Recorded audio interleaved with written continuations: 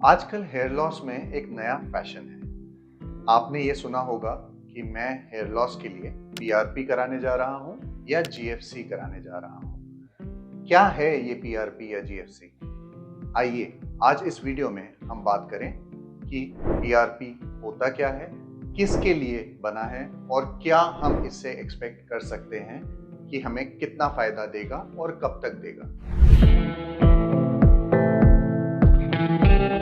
नमस्कार, मैं हूं doctor Mayank, founder crown the hair transplant experts का। मैं एक प्लास्टिक सर्जन हूं और एक diplomate of American board of hair restoration surgery की डिग्री भी मैंने पाई है। जब हम हेयर ट्रांसप्लांट की बात करते हैं तो हेयर ट्रांसप्लांट होता है जिस पेशेंट को गंजापन हो यानी बॉल्डनेस हो। जब हेयर की थिनिंग होनी शुरू हुई यानी आपकी जो डेंसिटी है, जो घनापन है, उसमें कुछ पतलापन आना शुरू हो या आपको थोड़ा थोड़ा सा स्किन दिखनी सर की शुरू हो, उस कंडीशन में हम लोग ये सोचते हैं कि एक नॉन सर्जिकल ट्रीटमेंट हमें जरूर फायदा कर सकता है। आज की डेट में सैकड़ों मरीज हमें कॉल करके सिर्फ ये बोलते हैं कि हमें हेयर ट्रांसप्लांट नहीं कराना है, हमें पीआरपी कराना है या जीएफसी कराना है। अगर आपको ये पता नहीं है कि ये क्या है तो आप उस चीज के लिए ना जाएं, ये आपके लिए बेहतर होगा।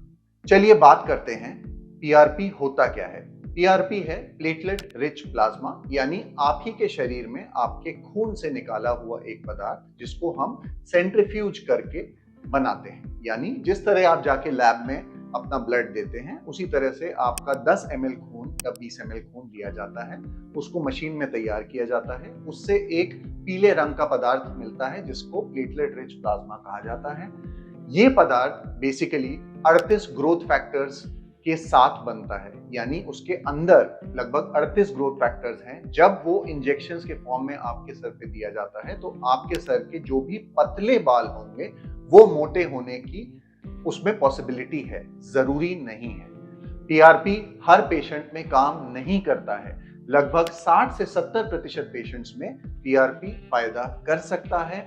वो सिर्फ उसके ऊपर निर्भर करेगा कि आपकी जो ट्राइकोस्कोपिक एग्जामिनेशन करी गई है, यानी आपके सर की जो जांच करी गई है कंप्यूटर में, जिसमें देखा गया है कितने बाल एक्चुअली पतले हैं और कितनी जगहों पे गैप्स आ गई हैं।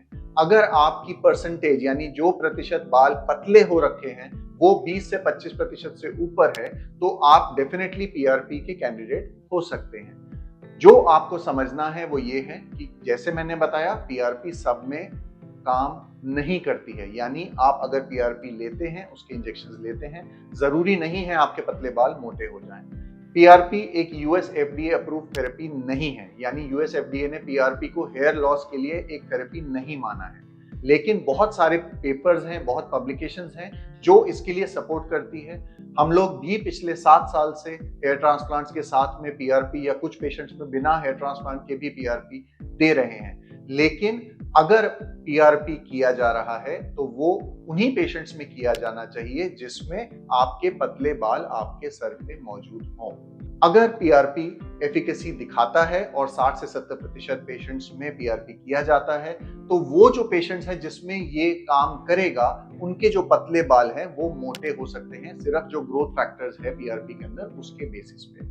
इसी का एक और तरह का एक कंपनी ने पदार्थ निकाला है जिसको जीएफसी कहा जाता है, जिसको लोग एक एडवांस्ड वर्जन ऑफ पीआरपी कहते हैं, लेकिन उसके रिजल्ट्स मैंने नहीं देखे हैं अपने पेशेंट्स में। पीआरपी फिर भी पेशेंट्स में डिसेंट रिजल्ट्स दे देता है, लेकिन पीआरपी का कोई भी रिजल्ट आपके सर पे परमानेंटली नहीं रहता है। यानी अगर 20-25% बाल हमारे पतले हैं उस पे पीआरपी किया जाए तो वो पतले बाल थोड़े मोटे हो सकते हैं। वो ट्राइकोस्कोपी पे आप हर बार जब एग्जामिनेशन कराने आए तो हम चेक करके देख सकते हैं कि हमारे लिए काम कर रहा है या नहीं कर रहा है। यदि ये पीआरपी किया जाता है तो आपके सर पे कोई भी नए बाल नहीं उगेंगे। आपके जो पतले रुएं जैसे बाल हैं जो आपकी आंखों में आपको नहीं दिख रहे हैं, वही बाल मोटे करने में ये पीआरपी मदद कर सकता है। मैं आशा करता हूं आपके मन में जो भी पीआरपी से रिलेटेड सवाल थे वो क्लियर होंगे।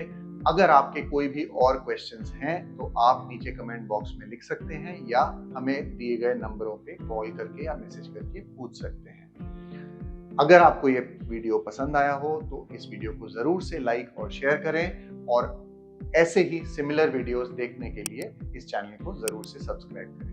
धन्यवाद।